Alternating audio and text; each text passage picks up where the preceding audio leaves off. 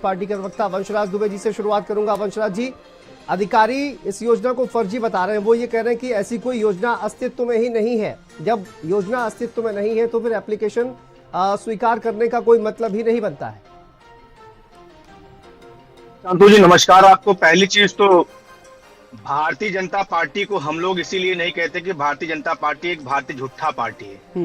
दो चेहरा आज भारतीय जनता पार्टी का इस देश के सामने। नंबर एक कि भारतीय जनता पार्टी पूरी तरीके से एक्सपोज हो गई है कि भारतीय जनता पार्टी महिला विरोधी है, बुजुर्ग विरोधी और मिडिल क्लास विरोधी है।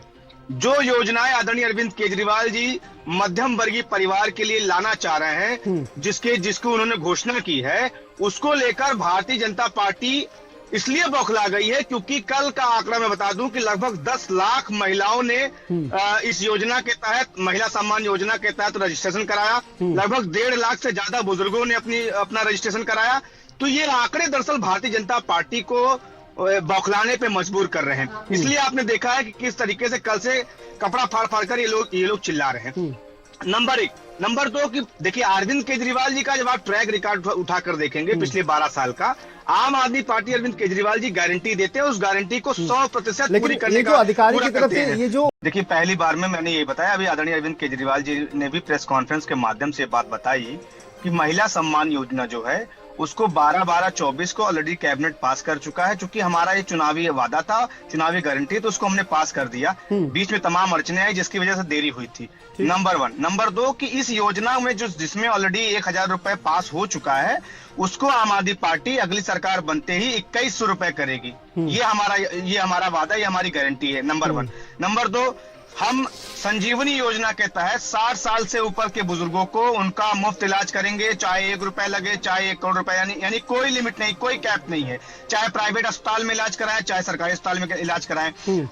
हमने भीम योजना का, हमने अंबेडकर सम्मान योजना का एक तरीके से अनाउंसमेंट किया, जिसमें हमने ये कहा कि दलितों के बच्चों को विदेश में भी अच्छी शिक्षा मिल सके, उच्च शिक्षा मिल सके, और सारा का सारा खर्चा दिल्ली सरकार उठाएगी। तो ये अरविंद केजरीवाल जी की गारंटी है जो अरविंद केजरीवाल जी पूरा करते हैं। इसी सारी चीजों से भारतीय जनता पार्टी पूरी तरीके से बौखलाई हुई है शांतनु जी। इसलिए हम लोग कह रहे हैं कि भारतीय जनता पार्टी एक झूठी पार्टी है। अच्छा, ये बताइए सूत्र क्या है? सूत्र वंशराज जी, सूत्र कह रहे हैं कि आप नैरेटिव बनाने का काम करते हैं। संजय जी आरोप लगा रहे हैं, वो कह रहे हैं कि आप नैरेटिव बनाने का काम करते हैं। सूत्रों के हवाले से ईडी को बीच में लेकर आ रहे हैं आप लोग, और ये झूठा नैरेटिव जो है वो आप लोगों की तरफ से तैयार किया जा रहा है। वंशराज जी, ये आप सूत्रों के हवाले से कहते हैं झूठा नैरेटिव तैयार करते हैं। भारतीय जनता पार्टी, सवाल आप क्या करें सर?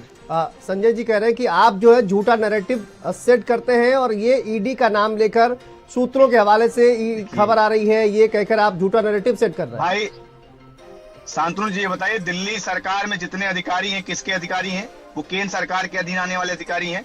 ईडी, सीबीआई और आईटी इनके किसके अधीन आती है? केंद्र सरकार के अधीन आती है। आप बताइए कि क्या भारतीय जनता पार्टी ने घोषणा नहीं की थी उत्तर प्रदेश के अंदर कि हम जैसे ही सत्ता में आएंगे स्कूटी बांटेंगे और ये करेंगे?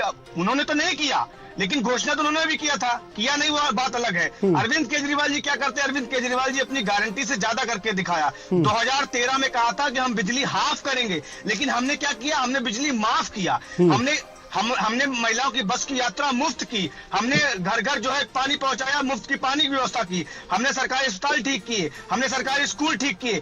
तो ये देखिए, भारतीय जनता पार्टी के पास कोई एजेंडा नहीं है कि अरविंद केजरीवाल जी से कैसे सीधा लड़ सके, इसलिए उनके खिलाफ नैरेटिव बनाती है, निगेटिव कैंपेन चलाती है। लेकिन अल्टीमेटली दिल्ली की जनता का भला हो रहा है अरविंद केजरीवाल जी की सरकार से। और अरविंद केजरीवाल जी डंके की चोट पे, भाजपाइयों बहुत ध्यान से सुन लेना, चाहे जितना कुर्ता फाड़ के चिल्लाओ, डंके की चोट पे महिलाओं को 21 रुपए सम्मान मिलेगा, बुजुर्गों को उनका इलाज मिलेगा, और जो दलित परिवार के बच्चे हैं उनको विदेशों में अच्छी सुविधा पढ़ाई की मिलेगी। चाहे जितना भी प्रयास कर लोगे, अरविंद केजरीवाल जी अपनी इस योजना को हर हाल में लागू करेंगे।